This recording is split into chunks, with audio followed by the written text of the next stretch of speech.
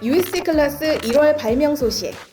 UST 한국원자력의학원 캠퍼스 김진수 연구팀이 체내 흡수된 미세 플라스틱의 이동 경로를 세계 최초로 밝혀냈다.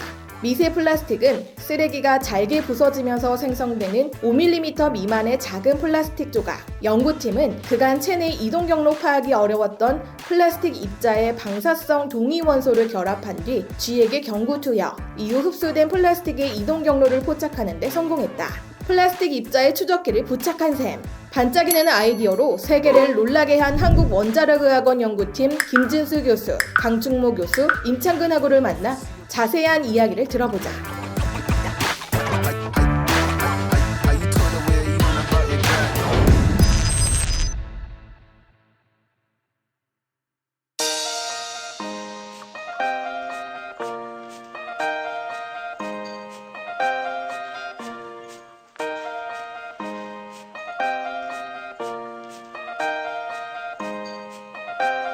안녕하세요.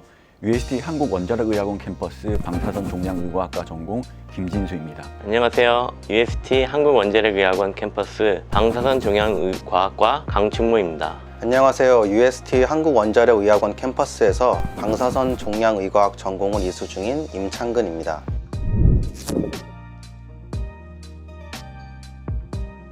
미세 플라스틱은요, 5mm 미만 크기의 작은 플라스틱 조각을 말합니다.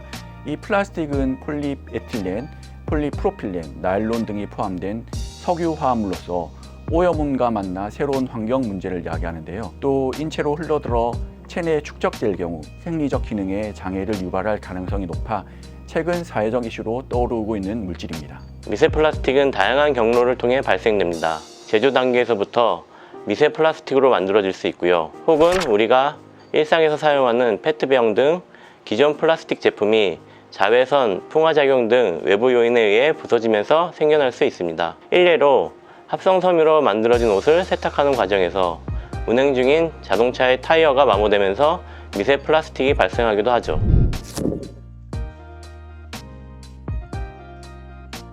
미세 플라스틱은 입자 크기가 작아 하수 처리 시설로 걸러내는데 한계가 있습니다. 다시 말해 일상에서 흘러나온 미세 플라스틱은 강과 바다로 그대로 유입된다고 보시면 되는데요.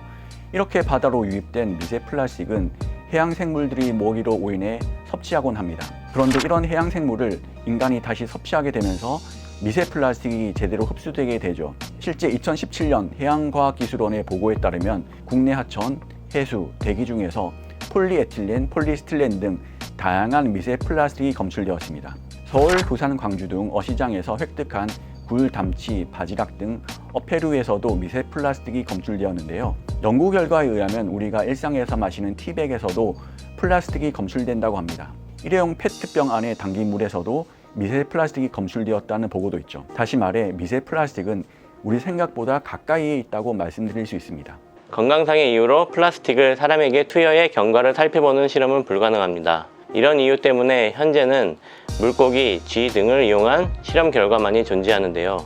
우회적인 방안으로 2019년 오스트리아, 일본 등 8개국의 지원자들을 대상으로 일주일간 대변 시료를 채취해서 분석한 연구가 있습니다. 연구 결과 모든 지원자들이 대변에서 미세 플라스틱이 검출되었는데요. 이 연구는 사람이 미세 플라스틱에서 자유로울 수 없다는 것을 의미합니다. 저희가 진행한 연구 결과에 따르면 쥐에게 60마이크로그램의 폴리스티렌을 1회 투여했을 때 위와 장은 물론 심장, 혈액, 뇌 등 전신으로 1시간 이내 폴리스티렌이 퍼져나가는 것을 관찰할 수 있었습니다. 이런 결과들을 미뤄볼 때 인간도 플라스틱에 오염된 음식을 먹었을 때 영향을 받을 수 있을 것이라는 추측을 해볼 수 있죠.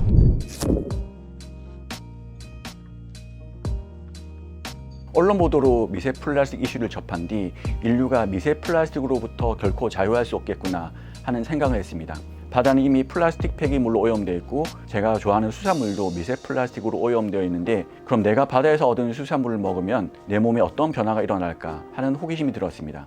그렇게 해서 연구를 시작하게 되었습니다. 저희가 미세 플라스틱에 대한 연구를 시작할 때만 해도 환경에서 미세 플라스틱이 검출되었다는 연구 결과만 있을 뿐 생체에 어떤 영향을 미치는지에 대한 연구 결과는 없었습니다. 해양 생물들이 미세 플라스틱에 오염되었다면 우리도 플라스틱으로부터 자유로울 수 없겠다는 생각이 들더군요. 문득 저희 의학원이 보유한 방사성 동위원소 표지, 양전자 방출 단층 촬영 기술을 이용하면 플라스틱이 체내에서 어떻게 퍼져나가는지 알 수 있지 않을까 하는 생각이 들어 연구에 참여하게 되었습니다. 미세 플라스틱이 인체에 해로운 영향을 끼친다는 사실은 방송 보도를 통해 일찍이 알고 있었습니다. 저 역시 미세 플라스틱이 우리 몸에 어떠한 영향을 줄지 궁금했는데 마침 제 지도 교수이신 김진수 강충모 박사님께서 미세 플라스틱의 방사성 동위 원소를 표지하면 체내 흡수 경로를 알아볼 수 있겠다라고 말씀해 주셨습니다. 당시 저에게 이 말은 굉장히 흥미롭게 다가왔고 제가 연구에 참여하게 된 방아쇠가 되었습니다. 우리 사회가 궁금해하는 주제였기에 저도 도전 의식을 가지고 열심히 연구에 몰입할 수 있었던 것 같습니다.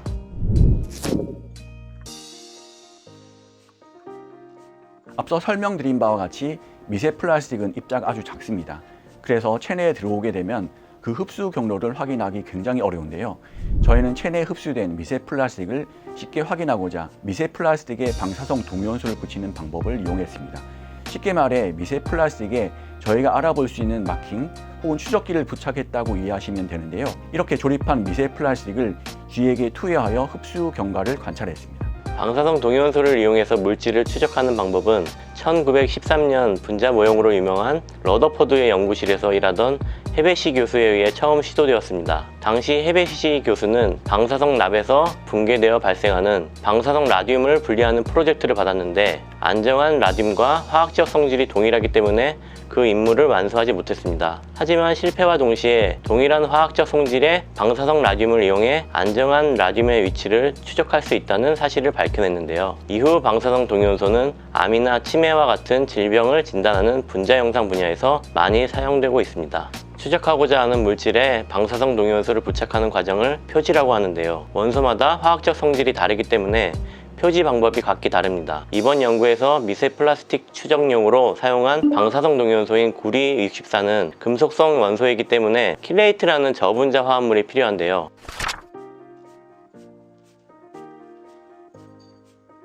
이에 플라스틱에 먼저 킬레이트 화합물을 결합하고 킬레이트 미세 플라스틱 화합물에 구리 64를 표지하는 방법으로 실험을 진행했습니다. 저희는 방사성 동위원소를 부착한 미세 플라스틱을 쥐에게 투여해 흡수 경과를 관찰하는 방법으로 실험을 진행했는데 체내 흡수된 미세 플라스틱은 펫이라는 장비를 활용해 관찰했습니다. 양성자와 중성자의 비율이 불안정한 상황에서는 양전자를 방출하는 원자핵이 존재하게 되는데 이 원자핵은 감마선을 방출하는 특징을 가지고 있습니다. 펫을 활용하면 이 감마선을 검출할 수 있습니다. 즉 펫을 활용하면 생명체를 죽이지 않고 시간 경과에 따라서 방사성 동위원소를 표지한 미세 플라스틱이 어떠한 경로로 흡수되고 배출되는지 관찰할 수 있습니다.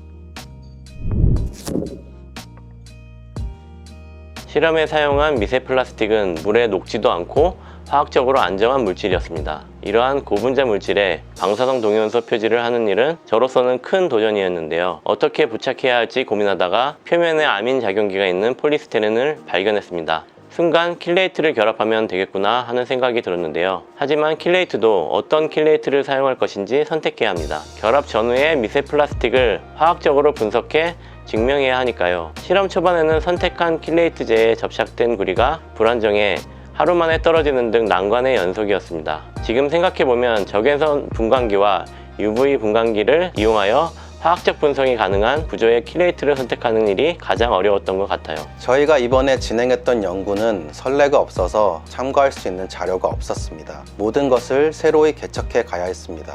관련 논문도 없었고 실험을 어떻게 해야 할지도 막막했습니다. 문제에 놓일 때마다 아이디어를 내고 하나하나 직접 실험해보며 모호했던 부분들을 구체화해 갔는데요. 실패를 반복하며 답을 찾아가는 과정이 매우 힘들었습니다. 또 미세 플라스틱이 어떤 장기에 축적되었는지를 확인하는 실험을 진행한 적이 있었는데 이때에 각각의 장기들을 분해한 후 하나하나 분석하는 과정에서 최적화된 조건을 찾아내는 일이 무척 어려웠던 기억이 있습니다. 첫 발자국을 찍는 연구였습니다.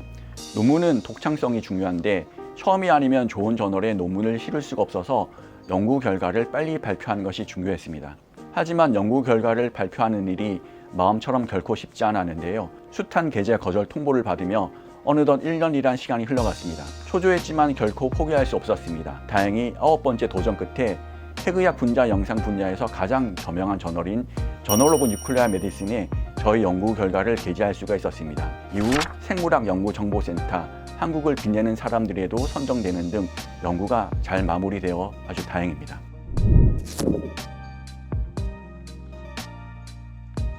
이번 연구를 통해 미세 플라스틱의 거동을 평가함으로써 추적자로서 방사능 동위원소의 유용성을 확인할 수 있었습니다. 앞으로는 미세 플라스틱이 축적되는 경로에 따라 어떤 유해한 증상이 나타날 것인지에 대한 추가적인 연구가 필요할 것으로 보입니다. 또한 플라스틱의 종류와 크기, 표면 전하에 따라 체내 분포가 다를 수 있기 때문에 이러한 것들도 종합적으로 검토해 보아야 한다고 생각합니다. 미세 플라스틱의 체내 흡수 경로를 확인함으로써 미세 플라스틱이 생체의 어느 기관에 분포하는지 생체 지도를 확보할 수 있게 되었습니다. 저희 데이터는 앞으로 미세 플라스틱을 활용하여 연구를 하는 연구자들에게 도움을 줄 수 있을 것이라 생각합니다.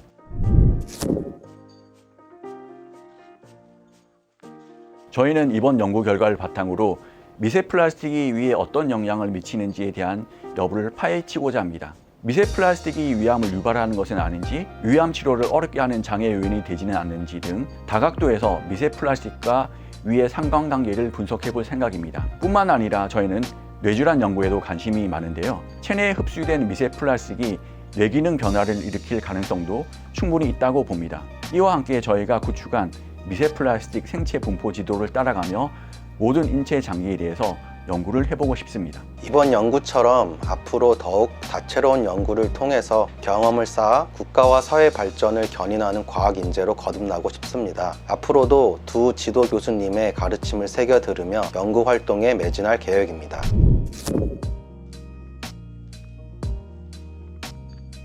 이번 연구 결과는 새로운 연구의 시작입니다. 전 세계 연구자들이 새로운 연구를 시작할 수 있도록 데이터를 제공했다는 점에서 충분히 자부심을 가져도 좋다고 말씀드리고 싶습니다. 생소한 시도라서 시행착오도 많았고 실험도 여러 번 반복했습니다. 방사성 동위원소가 붕괴하면서 방사능이 사라지기 때문에 실험 시간이 다소 제한적이라 밤늦게까지 연구를 해야 하는 일도 많았죠. 이런 악조건 속에서도 성실히 연구에 참여해 주신 모든 연구자분들께 이 자리를 빌려 감사의 인사를 드립니다. 특히 1저자로 참여한 임창근, 김현기 학생 모두 수고 많았습니다. 연구에 대한 아이디어를 내주시고 실험의 방향을 잡아주신 김진수, 강충모 박사님께 감사드립니다. 실험을 성공적으로 마침표 찍을 수 있게 도와준 김현기 자베리아 학우에게도 고맙다는 말을 전하고 싶습니다.